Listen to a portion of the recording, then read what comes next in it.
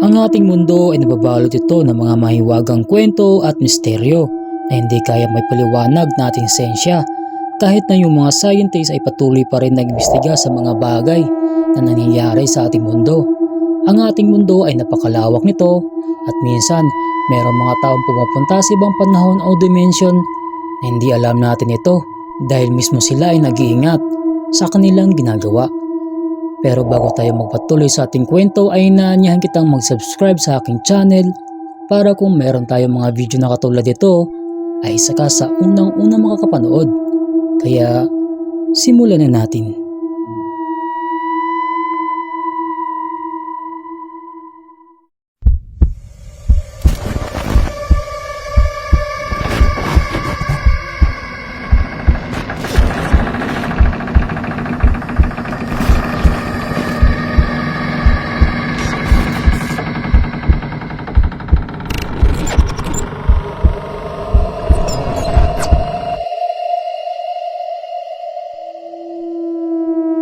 Alam naman natin ang sementeryo ay sobrang tahimik dito at pinamumugaran ng mga iba't ibang elemento at mga espiritu. At alam naman natin mga tao ang lugar na ito ay nakakatakot puntahan. Paano kung pagbisita mo dito sa lugar na ito ay meron kang makikitang espiritu na di mo inaasahan? Panoorin natin ang clip na ito.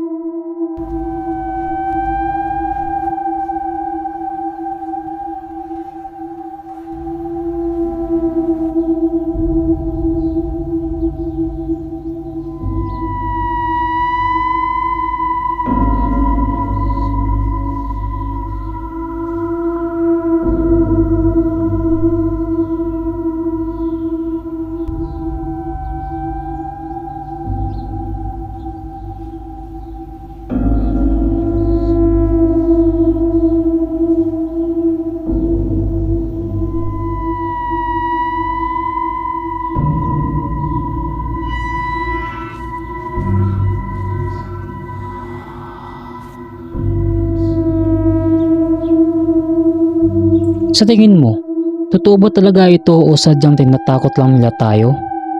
Di natin alam. Kaya mo bang maglaro sa isang spirito na tila ba'y galit na galit ito? Yung gusto kanyang saktan dahil ayaw niya sa kanyang narinig na kanta mo. Siguro ang gusto niyang marinig na kanta ay maitos at mainis. Di natin alam. Panoorin natin ang clip na ito. If you came here to kill me, clap your hands. Well, that wasn't clapping your hands. That was more like just look hands. That was more like just. Sa video ito ay may dalawang mag-ama na pumunta sa kagubatan para masaksihan yung ganda ng kalikasan. Habang naglalaro ang bata na ito sa tubig, ang kanyang ama ay tila ba'y may napansin sa kapaligiran na may nagmamasid sa kanila. Panoorin natin ang clip na ito. Yeah, look at the view. Wait, Rafe. Shh.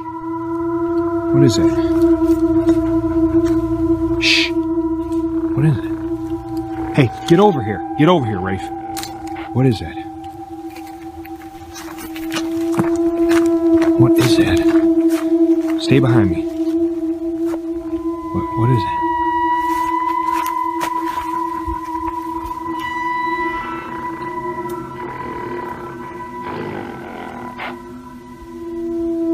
Are you kidding me? All right, let's go. Go, Rafe, go, Rafe, go.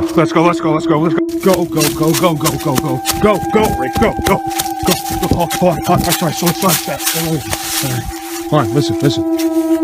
What is it? What is it? Is it following us? Stay right there.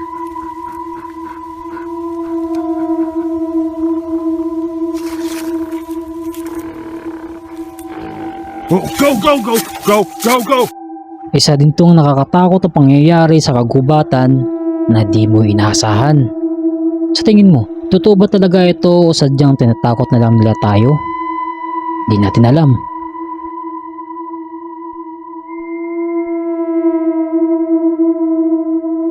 Makikita mo dito sa video na ito na tila ba yung isang rider ay nag-iisa lamang sa daan na para bang ang rider na ito ay gusto na lang niya paliparin ang kanyang motor. Dahil sa daanan na ito ay sobrang dilim naman talaga na wala kang makikitang ilaw kahit isa maliban na lamang sa ilaw sa kanyang motor. Dahil sa sobrang bilis niya sa pagtakbo, hindi niya napansin na meron na pala siya nahagilap na isang kaluluwa. Napansin niya lang naman ito nang nirewind niya ang kanyang video. Panoorin natin ang video na ito.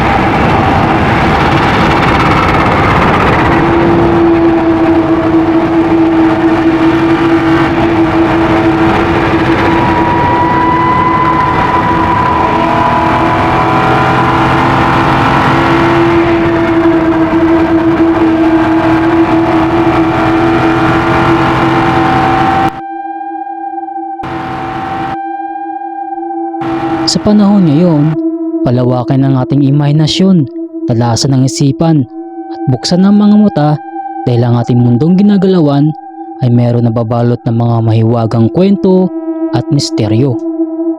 Hanggang sa muli, ito po si Treasure TV. Paalam!